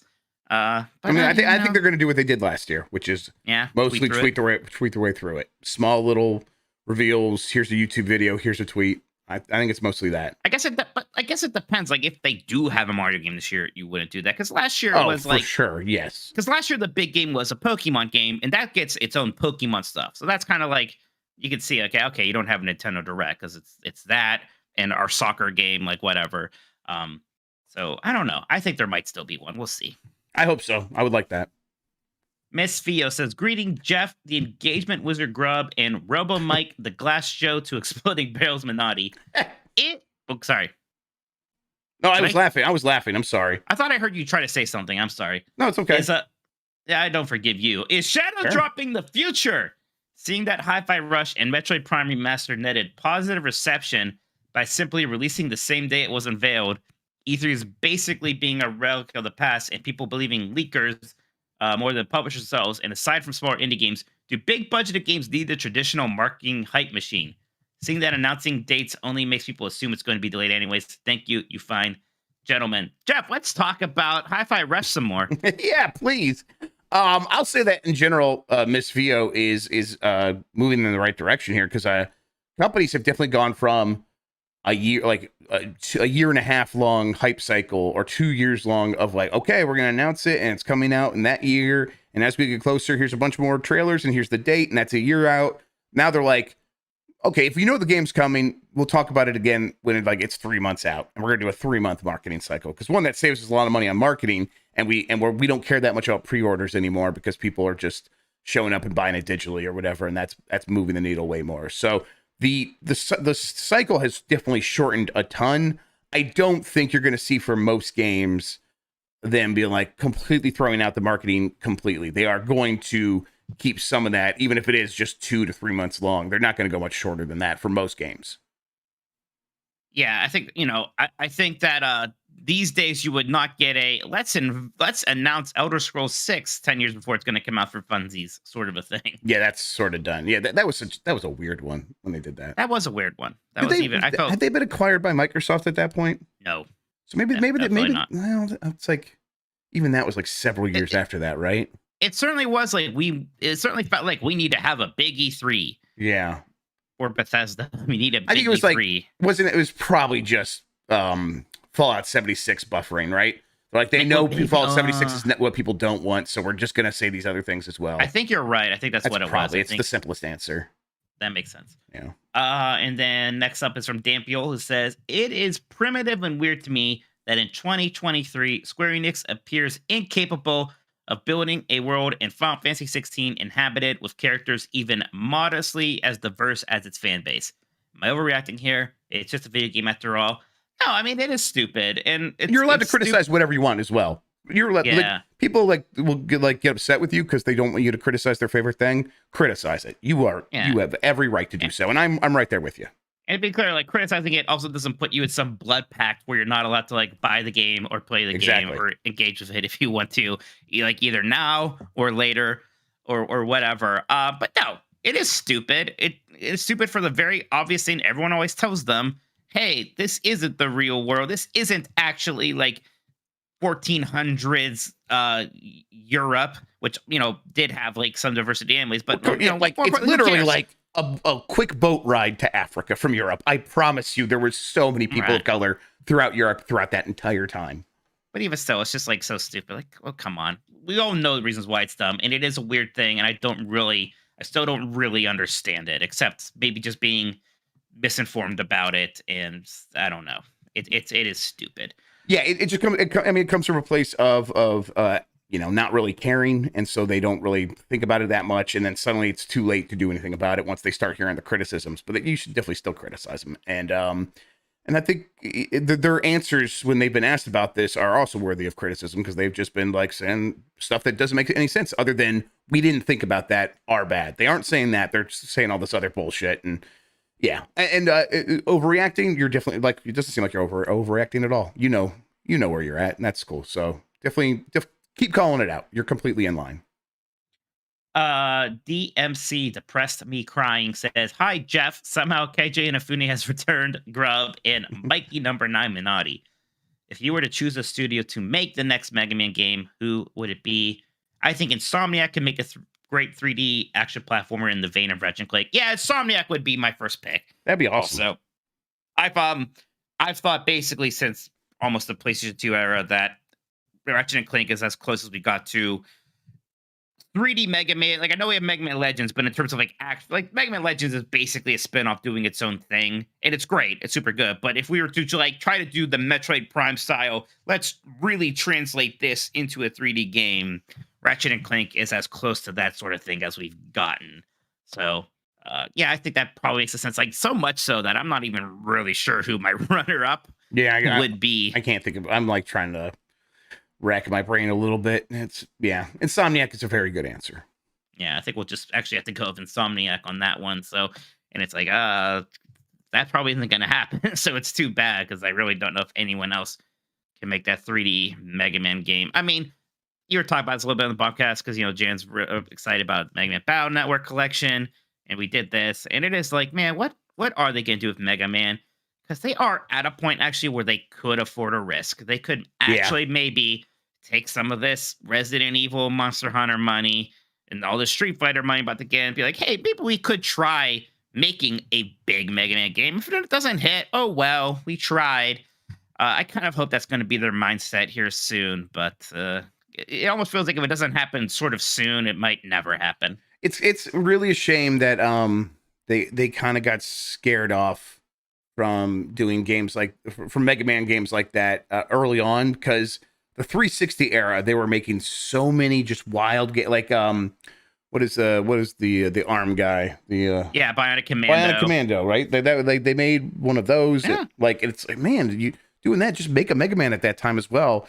And they had like the weird kind of gritty first-person shooter Mega Man X game in development, and then that didn't really go through. Right. So they were thinking about it. Yeah, that's a shame.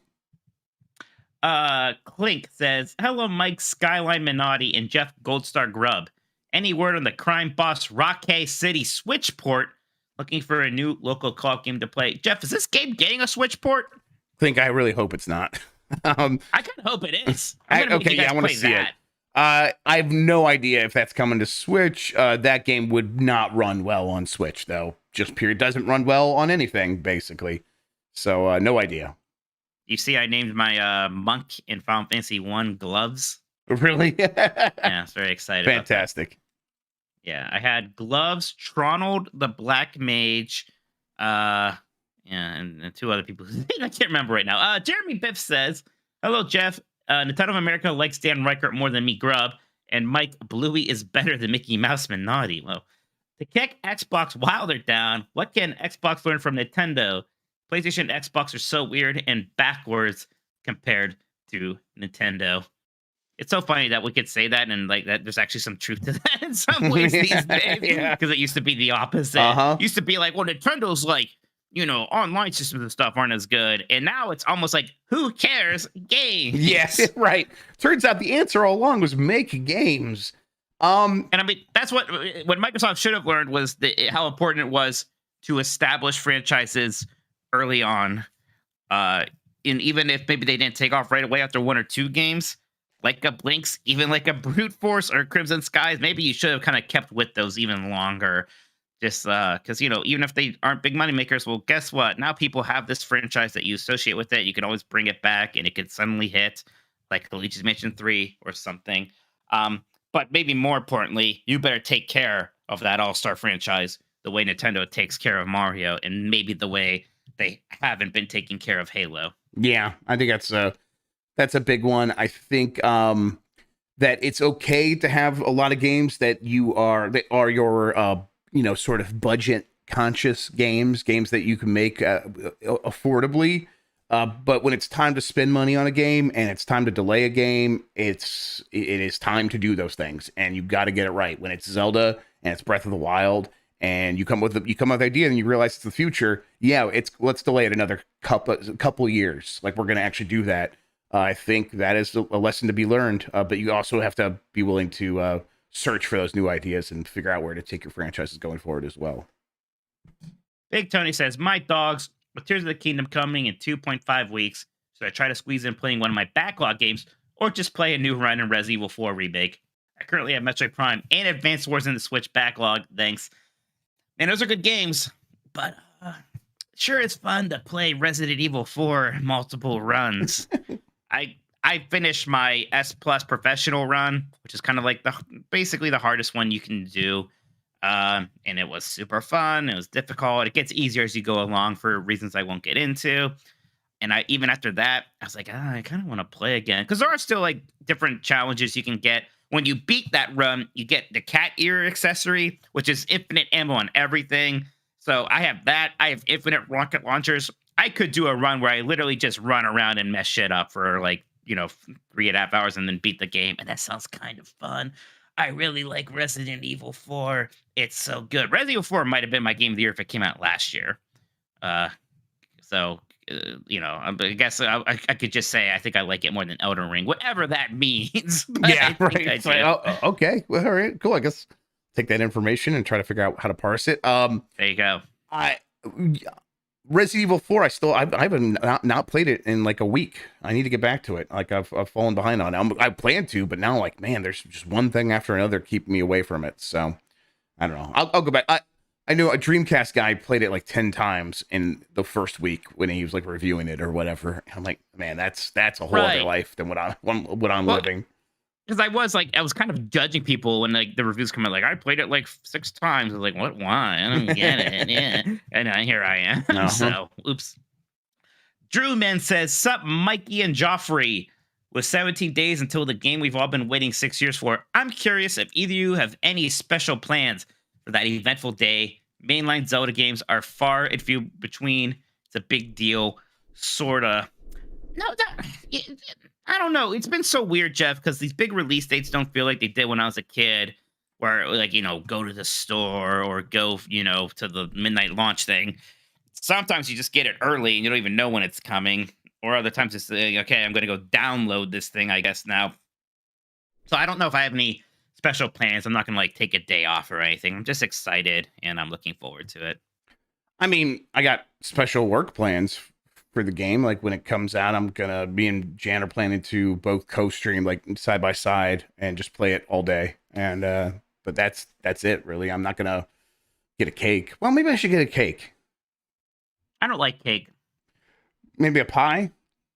Worse. A pizza pie. Yes, there you go. Give me a pizza. Cool.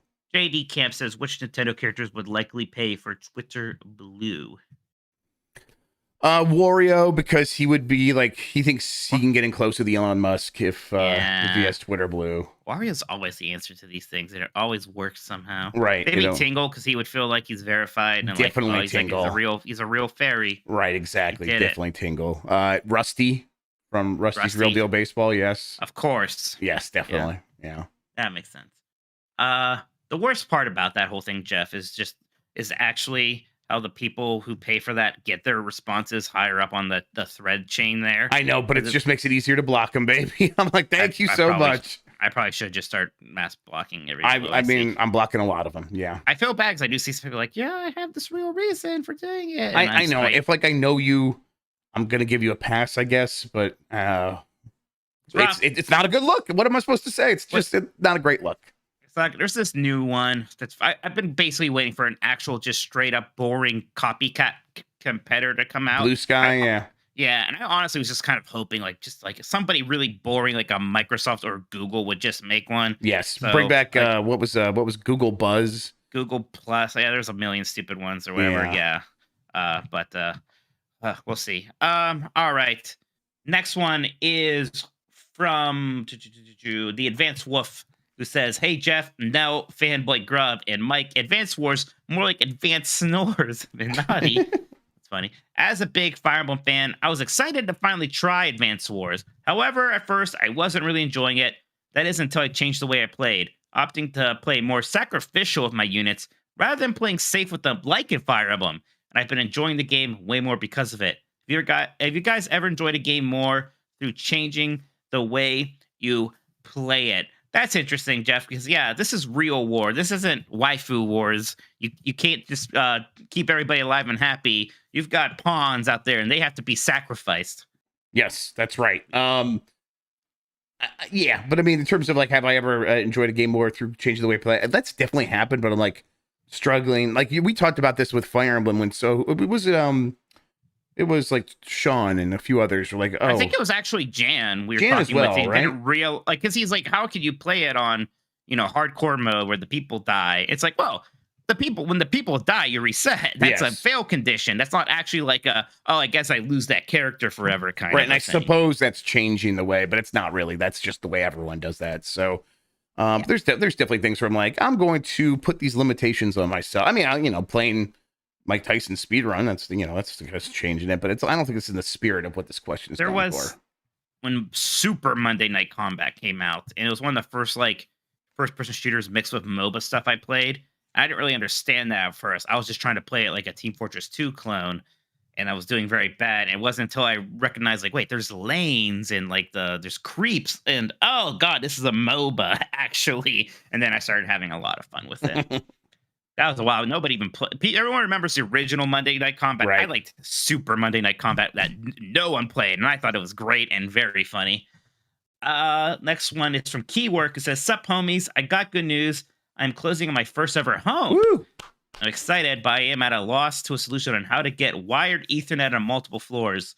MOCA used to be a thing. I don't know what that means. Maybe you do. I think that is like the Ethernet over power, I think. But I'm not sure what MOCA stands for. Yeah, it used to be a thing, but I'm unsure as to what options I have. Any advice? Well, this isn't a problem for me, Jeff. I live alone. I just have to have this thing by my computer, and I'm fine. I don't know if you got anything. Oh, right. Yes. Modem, over coax. Yes. It's like, that's something that Bacalar did, and he's really happy with it. And I should do that too.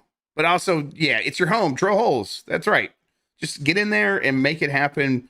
If you need to, like, someone come out and help you with, but I mean, no, just, actually wire your house for Ethernet. Do it. Okay. Just do it now. As soon as you move in, before you start putting furniture in.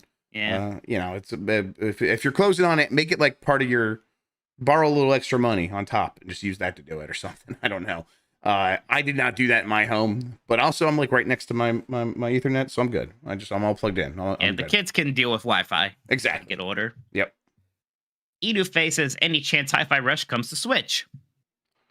I think there's a chance, but I don't think it's really going to happen. Not really. Remember when it was like, remember when Ori and Cuphead came to Switch? I was like, wow. But I was about to say, like, how come more of that hasn't happened? But it's like, what else? They've released a lot of games that would be eligible for that. Like the Minecraft stuff does, of course, because it's Minecraft stuff. Right. Yeah, but that's a whole other thing. Like, I mean, like Pentiment is probably not going to come to Switch, I don't think. No. Turbo Sean wants me to do this in my special voices. Mr. Minotti, why do you hate traditional ice cream holding devices? Does the feeling of your dessert melting all over your hand make you feel alive? So I admitted on my stream the other day, I hate ice cream in a bowl. It disgusts me. It weirds me out. I don't like that. I don't like how it gets melty and soupy and it kind of starts sliding around. If I eat ice cream, it has to be in a cone. Okay. What do you think about that? I think it's very strange. I think it's like, yeah. There's and like my tiny spoon thing is so strange. Like, look, just fucking eat that. Thing about your tiny spoons. All right, that wasn't you. Fair enough. I don't know. You're a 4-year-old. It's like, look, I get it, but I'm also part of the problem is that look, out here that way or no way. Like, I like ice cream fine, but I don't like it so much that I'm gonna be disgusting and eat in a bowl. Maybe I'm also just traumatized. My family liked when the ice cream got kind of melty, and I was like, I want it right out of the freezer. I want to eat it like chewing gum at first. And my family, the sickos, would put it in a bowl and then put it in the microwave for a little bit to help get it along in the melting process. And I was just not a fan. I was very upset. I mean, it still tastes good, right? When it's all melty. It doesn't. I don't like milkshakes either. It's like that again. I just don't like that. I don't like that texture. I don't like that melty, wet, milky texture. I like hard ice cream. You like it hard, huh? Yeah. I like it hard. We were at McDonald's the other day and we got ice cream and stuff. That's the only reason this is relevant. But we sat down at the fun table by the play place. There's a play place at McDonald's. And the fun table is the table that has little lights on it, and as you you can it's like not have to, but you can touch it. It's a touch screen kind of device, and the lights turn on or they turn colors or whatever. And the kids that hadn't sat there before, we've been there a bunch of times, and like this time, Emmy's like, "Can we sit at the fun table?" We go there, it's open, we sit there, and we're sitting there, and all of a sudden, I hear this girl run in, and she looks over and sees that we're at the fun table, the one fun table of the place, and she just goes, and she's like 8 or 9. She's like old enough to know that this is going to be a bit like weird. And then she just yells across the restaurant, "Somebody's already at the fun table." And they called it the fun table too. I'm like, what do I do? My kids were in the play place. So it's just a grown man sitting alone at the table. And I'm like, I'm not moving. Yes, we are. I would have said, "Get fucked." Yeah, I was about to. I'm like, you're actually being pretty rude, little girl. Like, this sucks, actually, what you're doing. But yeah, it sucks to suck. Yeah, get here faster, you dipshit. Yeah, I guess you're gonna be having no fun at the no fun table. Yep, it was like weird, but whatever. Kids had a good time. Play place, McDonald's. That's like, that's a cheap date, man. That is like, kids love that. I could take them to fucking Universal Studios and Super Mario World, or I could take them to Play Place for nothing, and they're having a great time. This is incredible. Yeah, it's just as good for them. It is. It's disgusting. Absolutely. That's true. It's messed up. Shoji Kodo says, "Greeting dogs. Beginning this Friday, how are you two going to navigate the onslaught of massive games that are set to consistently release over the next quarter and a half? Finding that I'm already beginning to have analysis paralysis." That's fun to say. Planning out what I'd like to play. I mean, look, I'm going to try it, even though it is kind of my job. So even I'm like, look, I'm not going to get to all of it. And I have more free time than most people, really. And it's still not going to happen. And I know what I'm prioritizing. Like, I know. Redfall. Not Redfall. Probably not that I would do. I didn't hate Xbox. I almost feel obligated to try Redfall because I feel like I've been a little bit of shit about it. So I gotta see. But I'll try it and maybe it'll be shocking and I'll feel obligated to beat it. But I know that Tears of the Kingdom is a priority. I know Final Fantasy 16. Diablo 4, Street Fighter Jesus. 6. Those are priorities, and I know those are all around the same time. So June's going to be the hard month for me. And I might be spending all summer really just playing those 3 games, and I'll be completely fine with that. Yeah, once Zelda gets here, nothing else is here. Like, it's all Zelda. And nothing else matters. There's a Metallica reference. Yeah, there you go. That's beautiful. You like Metallica? Yeah, I like Metallica fine. It's not like What's your favorite Metallica song? I really like their cover of Whiskey in the Jar, which is weird, but I really like that. But you know, Okay. I like all their other stuff. Is that good All for the you? other stuff. All the other stuff. Yeah, I like My their one hits. friend has been a Metallica super fan since I've known him in like 7th grade, and it kind of rules. I kind of respect it. Like it's been a character trait that has never wavered. When I knew him in 7th grade, he just mostly wore Metallica shirts. To this day, he mostly wears Metallica shirts. That's cool. That kind of consistency that is a quality. That is like a positive quality in a person. My nickname for him is actually Fixer, which is the name of a Metallica song. Like, I like that a person's as long as it's not video games, because that's weird, right? But something else, if you have one character trait, I think that's great. Shout outs to Fixer.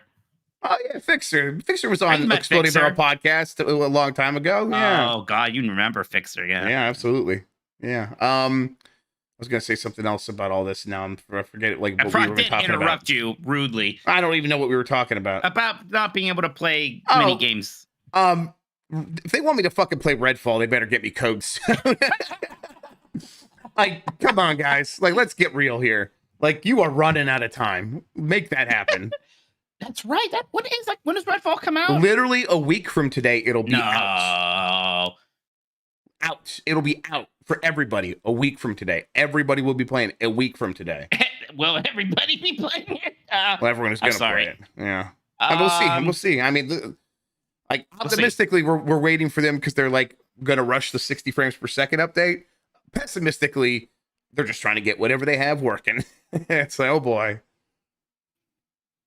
We'll see. Okay. That's actually it with these messages. Although I see that you added a little picture of Nell from Advanced Wars, and Jeff, I'm not mad at it. Yeah, it's good stuff. Nell is definitely actually all the character models are pretty good in Advanced Wars. Again, we'll talk about it in a second. Yeah. We have some super chats. I know we read some of them, but why don't we go read these super chats? Yeah, I got a bunch here. Let me see if I can scroll up, make sure that I got Go them into the all. super chat vault. Start Going digging them into out. the super chat vault, into the bucket of super chats I go, and I'm gonna start here with Major Blazer.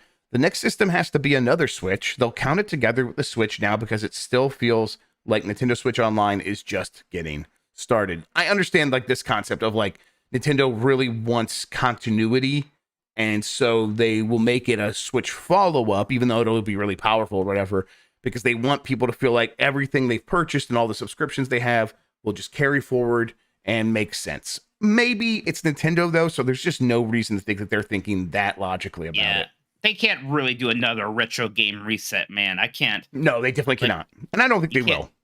I hope not. Yeah, it's like, look, this better be the thing now. I don't want to like go through another cycle of like starting from nothing. And here's Super Mario Brothers and Super Mario Brothers 2. All right, thank you. And because you're such good boys, here's the Lost Levels.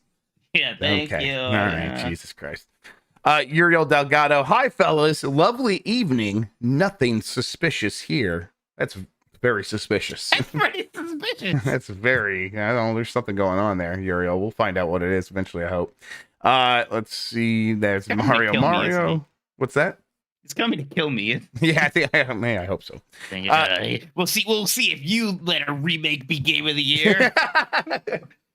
It's X-Core says, there is a theory that Breath of the Wild is a convergence of all 3 timelines. Yeah, I've seen that, and like it makes sense because Fucking nerds. it either kind of makes sense because there are references to all 3 timelines. Because like here's the Rito right here, and here's the Linebeck Island, but also stuff that clearly seems to be more referencing events from like maybe the Twilight Princess thing, or maybe they actually just don't care anymore and they're just like pulling from every other Zelda game they can now because that's more easy and fun. That sounds right. And then they'll let the keeper of the lore figure it out later. Like that's totally what they're doing. Mario's back and says, I'm more popular than Mickey. Eat it, Walt. Well, I mean, look, Mario, Mr. Mario. You know I respect you, but you're not exactly an unbiased source on this one. This stable diffusion version of Mario, this AI, like what if Mario was real? Looks like J.K. Simmons with a mustache. Like that's Incredible. That's what it looks like. Burrito we already read this one, right? Yes. Jeff basically, did you coordinate shirts today? Yes, yeah. There you go. Jason Fulton, first post-tutorial destination in Tears of the Kingdom. I don't know. I've been thinking about this. Like, how do you think they do the first hour of Tears of the Kingdom? Breath of the Wild got you going pretty fast, but it is still kind of a little here's got to get this, you got to get that. Are they going to once again spend that much time explaining those original Breath of the Wild mechanics again to you? Do you think which original Breath of the Wild mechanics? Like stasis. I don't like stasis in the game. I mean, based on stasis isn't in the game. I mean, we haven't seen anything to suggest that stuff is in there. Yeah. Okay. Well, then maybe then you do just kind of do a similar thing with all the new stuff. Yeah. Because I mean, stasis, it feels like the rewind ability is like the natural evolution of that, and they just replaced it. Okay. So, yeah. I guess that makes some sense then. But I mean, where do you think is the first place you go? I guess after. I mean, I don't know. I don't really plan that out. Kind of like whatever strikes me as I look around and I see where am I going to go. But I suppose I will want to pick something up high that seems hard to get to and be like, can I figure out how to get to it with the stuff I have right now? I think that'd be pretty fun. The original game did kind of point you in the direction to go to talk to Impa at Kokoriko Village. I think. I wonder if it'll literally even be go to Kokoriko Village again first. Right. But I will probably first go to where the game is generally pointing me at first. All right. Ryan Allen. Also, that was the first time super chat from Jason Fulton. Thank you, Jason. Ryan Allen, I was recently made aware of a ska cover album of the Mario Kart 64 soundtrack, and the Moo Moo Meadows theme is sublime. That sounds fantastic. I love ska covers of video game music. Like ska covers video game music. What? I don't know how I like ska cover, but I don't know how I feel about. No, I don't. I'm being a little shit. Mario Kart 64 is good. I'm not going to come out against Mario Kart 64. I like it. I do think.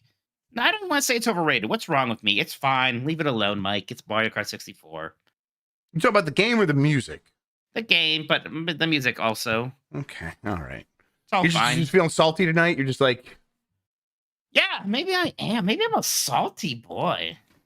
We're going to let Resident Evil 4 be in contention, Mike. It's going to be okay. Well, all right? Yeah. I'm going to get say in Giant Bomb's Game of the Year at this point, I hope. We'll let you be the mascot, and you can shout one thing a day or something. I'll get to wear my Robo Cop outfit, which came in, by the way. Oh, I'm very excited. But we're already talking about that. Let's see. El Grug, in honor of CM Punk showing up backstage at Raw, what was the last place you guys went to that you probably shouldn't have went to? I crashed a wedding once. Ooh, okay. How'd that go? It was funny. It was like a little, thing. Oh, we're gonna get caught. But because we were already at a wedding, and we drove by what the other place that people do receptions for weddings. There's a wedding, and I think it was her idea, and I was you try to be cool. Yeah, we could go crash a wedding. That'd be cool. And I'm kind of nervous, but yeah, you just go in. We said, okay, we're gonna go in. We're going to get one beer. We're going to dance to one song, and then we'll leave. That's what you do. Go in, act like you belong there. You're dressed up. No one's going to say anything. Everyone just assumes that, they must be with the other people, I guess. So right. Yeah. They're with the other family. Yeah. Exactly. So, yes, but I definitely did not belong there. That's fun. I don't know. I feel like there's something where I tried to sneak backstage something or but that not recently. I've been inside for too long. Too many years. I forgot all my fun stuff. I snuck back into a concert, got kicked out of, but I told that story on a voicemail dump truck recently, so you'll have to go listen there. All right. Dean Bowling. Mitch is his shoot name. Yeah, that's his shoot name. There you go. Well, that shoot's getting worked into a work, maybe. Yeah, maybe. Yeah, who's to say? Connell Wood says, Mike in the streets, Mitch in the sheets. Is that accurate? Yes. What would that possibly mean? Yes. Thank you for your first super chat, Connell. We appreciate that. Thank Uriel you Delgado is back. Using it to talk about my sex life. Yes. Are the new Castlevania and Metal Gear PS exclusive? I think there's a strong chance of that happening. Yeah. I mean, that's something we didn't even talk about when we were sort of like having a conversation about the state of Xbox, is the rising increase of games that seem to be skipping out on it. And it's kind of weird random ones, like why aren't the pixel remasters on there and other things like that. But that would seem pretty rough to not get Castlevania or Metal Gear's one thing. Like sometimes that doesn't go on Xbox. Metal Gear Solid 5 did, but sure, maybe the next one doesn't. Castlevania, like, ugh. Let's see. Cagney Macaulay. Hey, Jeff, Duncan Grubb, and Mitch Connor Minotti. What is your most anticipated rumored, but not confirmed, game remake? Metal Gear Solid 3, probably. I mean, I love that original game. Again, I love the original Resident Evil 4 also. You can do really cool things with remakes. You can spin around in cool ways. You can find what works and sort of plus it. You could take maybe the elements that didn't work as well and replace them or make them better. And Metal Gear Solid 3 is just an all-timer. Yeah, I'm excited to see what that looks like. Let's see. Forrest Hollingsworth asks, are the XABY buttons rose or a diamond? I think what's weird? I think they're rose, right? Because the Super Nintendo controller has them set up as rose, right? Well, that's what's weird. On like an Xbox, I associate it as a diamond, but on the Nintendo stuff, it is kind of a row to me still, with X and Y being in the top row. Right. I think they do that because it's like for 2-button games, these 2 buttons do the same thing, and these 2 buttons do the same thing. I think that's how they set it up. It's also definitely the face buttons on a PlayStation controller. Also, definitely a diamond. Yes.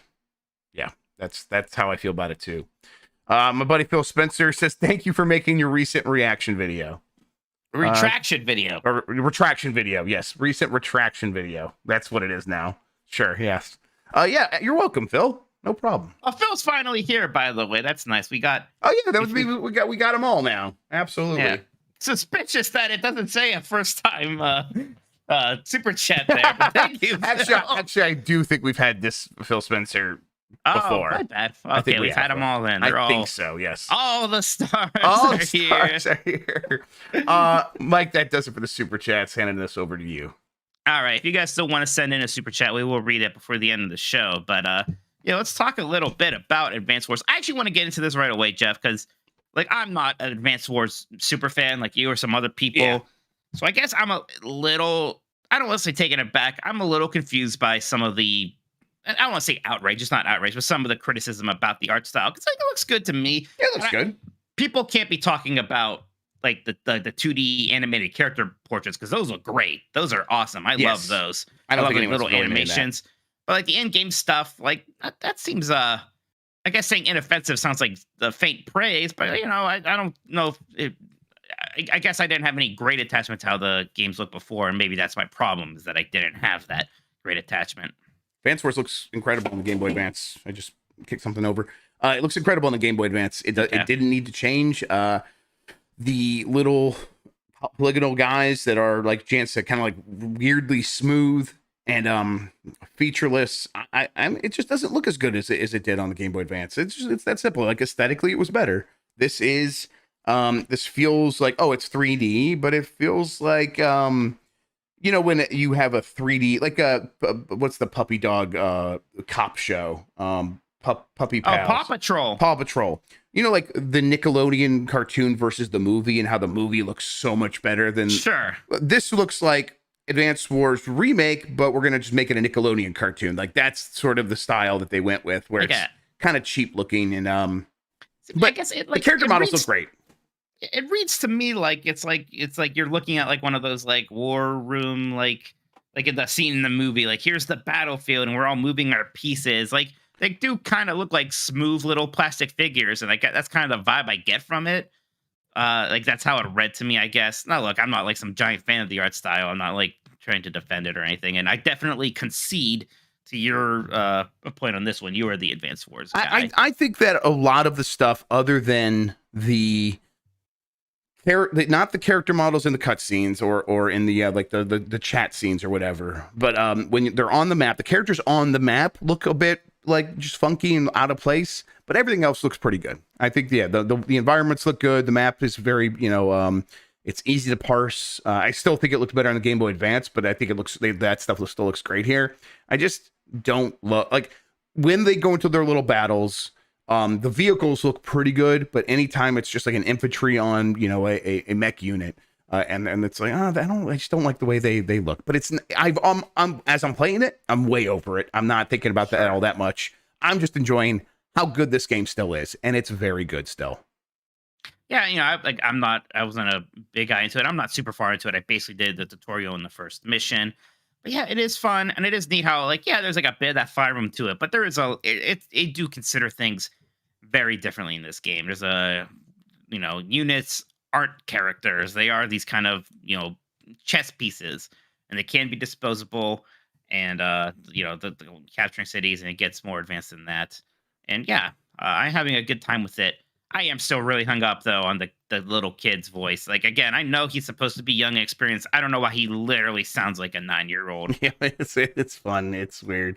Yeah, I mean, they tried to sort of change that up as the series goes on from Advance Wars. Right. I remember Days of Ruin. Yes, and they get very serious. Now, a lot of the characters in that game still very young, but it's like, man, this is like, it's really bad that they're young, because look how this is messing up their world. It's okay, chill out. And that Days of Ruin's another really great game.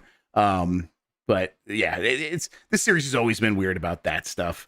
I still think it's mostly kind of just a funny joke though, because it's it's that old Penny Arcade comic where it's just like, we're gonna go out for ice cream. War is fun, and then the guy in the battlefield looking around as all his friends are dead, just going no, and like, yeah, it's definitely Ludo narrative dissonance or whatever. But yeah, I still Be really fair, enjoy if it's it. Penny Arcade twice in this podcast, we're gonna get called boomers. Yeah, probably. I mean, it's a very boomer thing to do. I don't, but you're right. This is it. There's a lot of different stuff that separates this from Fire Emblem.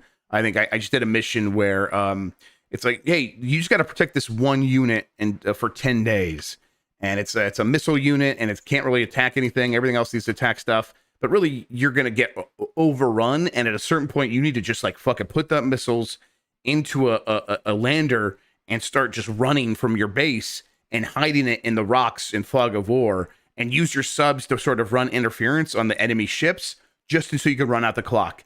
And I got down to like the 10th day, and I had like one sub left over there, but it was running out of fuel, so it's going to crash anyhow. And I had the guy just kind of hide in the rocks, and I just had to hope they didn't run into me. And then, like, if something ran into me, they could use their battleships to hit me from a distance. But it's like I just barely scraped by on that one. I had another one kind of similar to that. But it's like, man, this is very different than the kinds of missions you would get in a Fire Emblem, and I really like that. For sure. Yeah. Right. Yeah. Even like, honestly, even in that's kind of a thing with Engage. There aren't a lot of really unique missions objectives, at least that I remember. It is generally, you know, beat all the enemies. Maybe you're retreating to a specific point. But yeah, that stuff that sounds kind of fun. I am looking forward to it. I don't know why I'm thinking about Penny Arcade a lot now, Jeff. Sorry. I don't know. No, what? Is it allowed to like Penny Arcade? Because I was really. I think it's fine. I think it's like come back around where it's like, if you like, sure, whatever. No one cares. Everyone got real mad at. I feel like they became not even persona non grata for like they became for like a year and a half there. But I think mostly, I think they chilled out. I think Penny Arcade dudes chilled out. I think they chilled out. I don't know. Like now, I'm having like this philosophical thing. I'm thinking about when they were kind of the king. They were the kings. They were the tastemakers for a long time, and now they've just been around so long that like I think they are. I think they sort of like passed on that man. They're like, we don't even want that job anymore. We did. They don't even want to do that. Yeah, we're fine. We just kind of want to do our thing. And so okay, yeah, that's fine. That's no control alt delete. Yeah, that's no control alt delete. Yep. All right. But yeah, you know, I mean, these are games you have played before, I guess. Yeah, it is still those games. It is 100%. There's not really much different. I'm just it's where I'm like, I don't want to harp too much on the look, because as I'm playing it, I'm like, hey, I've played these games a bunch. I played them recently. I haven't like played through them all the way recently, in any time recently. But I was like, I started it up on the Steam Deck. I started it up on like a lot of different handhelds. I had it on the Wii U, and I would play through at least like half of it. And now I'm just like, I'm playing it here, and I'm just cruising through it, and I have a ton of momentum, and I can't put it down. It's like, so whatever they did here to sort of make sure that I'm that I can get some enjoyment out of it, I'm getting as much as I possibly can, because it's like, oh yeah, it's still a good game. I still want to see all this stuff. I guess I'm a little bit like, hey, maybe they could have done some new stuff, but I'm more just glad they didn't mess anything up, and I do want to just keep experiencing it again. So yeah, I'm really happy with it. I don't think we're gonna get a follow-up that's anything new from Advance Wars based on this, although I would have really loved that. That would be great if Advance Wars was really back. But it's not. This is not going to be a Fire Emblem Awakening for this franchise, I don't think, even though it'd be great if it was. All right, Jeff. Anything else that you want to talk about Nintendo? Again, like I did my Tears of the Kingdom prep for the Hyrule Hustle. The Breath of the Wild. What did I say? Tears of the Kingdom? Yeah, Tears of the Kingdom. Now, yes. now I'm confused the opposite way. Yes. Whatever. I'm not playing Tears of the Kingdom. You're not playing Tears of the Kingdom, and you have not played Tears of the Kingdom. Definitely not. Trust me, I will not be playing that game until release day. Yeah, I played Pulse Man, and Yeah, that game's good, Mike. That game's really good. it is good. I was kind of dig it. excited when I realized, like, oh, you don't know about Pulse Man. You're gonna like this. Yeah, it's like it's got a lot going on. It's a Game Freak game, so it's like it's got a lot of mechanics, and yeah, I think it's the new game that's on the Sega Genesis Nintendo Switch Online platform, and one of the new ones they added. But it was the one that's like, oh, this is a Game Freak game, and a lot of people seem to like it. And I turned it on. I'm like, this is weird. This is strange. I'm not sure I get it. And then I'm like, I do a double dash, or I do a dash move by double tapping the D-pad, and that like builds up the static electricity or whatever it is. And then I can use that to do like an electric orb punch, or to turn into an orb and bounce around the level. And it's like, oh, this is okay. Now I kind of see what this game is doing. And it's a bit Rocket Knight Adventure-esque. Yeah, it's like not. It doesn't operate the way you would expect a lot of either run and gun or just traditional platforming games to work. And it's okay, so it's like it wants me to sort of be doing this dash for some reason to build this stuff up. I'm like, I'm okay with it because it feels good and looks cool. And honestly, it's like a really good looking game. You get to these boss fights, and there's this dude in a VR helmet, and you have to go in VR and fight him. And then like when you get out, he's still in the VR helmet. You just punch him and knock him out, and it rules. It looks so cool. There's so much effects happening on the screen. Like, sometimes a little too many. Sometimes it can get a little for busy. sure. But I kind of like that, because it's like, oh, they were not holding, but like, this is not a Nintendo game where they're like, let's think about the aesthetics. It's like, no, fuck it, just throw it all in there. We could do it. We're gonna do it. Yeah, everything you've got, fire everything. And I really actually appreciate it.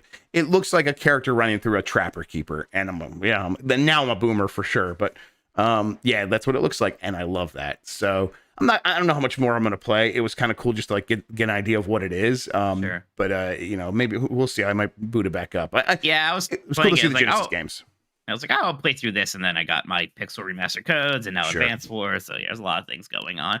It's really fun. It's definitely one worth checking out. It was not something easy to play in the US. I don't think it ever came out here as a box game. I think it was maybe on the Sega channel for a hot second or something like that. Oh, weird. Okay, cool. Yeah. Well, that's why on like the NSO, right, it doesn't have the box art. It's just like the picture of the title screen. I saw that, and I was like, okay, that means it's one of these weird ones that didn't come out here. But right, Sega channel, that's cool. They'll probably got a virtual console at some point. So yeah, That makes sense. But yep, it's a good game. Man, I remember when we got through the news in like 20 minutes, I was worried this was gonna be a short episode. But, no concerns there. Yeah, we did it anyways. Hey, shout outs to Duck Sauce, by the way, for that Four Swords Fiesta art. I really am happy with that. That looks very cool. Thank Jan you, and Dan. Duck Sauce. Yes, it's very good. It's incredible. Holding up Jan. Yep. I'm over by the objective side looking mad at everybody. Yes, you are. Yep, that's really good. It's pretty good stuff. So thanks, Duck. All right, Jeff, you want to start playing? Oh, we need a topic for next week. Shoot. Music's playing. Thanks for listening to Last of the Nintendogs, everybody. He just found out. Yeah. I was like trying to run the Wheels of Steel over here, and I'm like, oh no, Mike's broken. I guess I should look into that and see what's going on. Invent a Nintendo challenge, like the Hyrule Hustle. That's our topic. Okay. I wanted to see what you guys would come up with. Oh, I like that. You got to be creative. You had to pit two people or more against each other. What would be your Nintendo game challenge kind of thing? Like the that a lot. Hyrule Hustle, which you can see on Giant Bomb at 1 p.m. Eastern on tomorrow as of recording this. So that would be Wednesday. Tomorrow's Wednesday. Okay, I don't have anything. Who's on your show tomorrow, by the way? I asked Lucy if she could do it, and I'm not sure if she did. If not Lucy, probably Mike Minotti, everybody. Mikey Minotti, maybe. All right, we'll see, everybody. Be good times. But yeah, then we'll be back on Thursday with Game Mess Size. Let's figure some fun stuff out for that. Thank you, everybody. Bye, everybody. Come on, crew.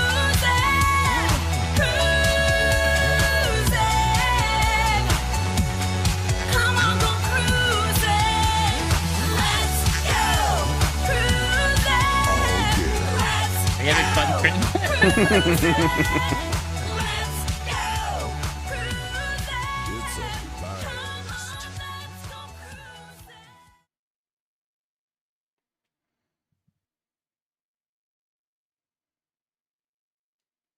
music stopped. Bye, everybody. I kept hearing it.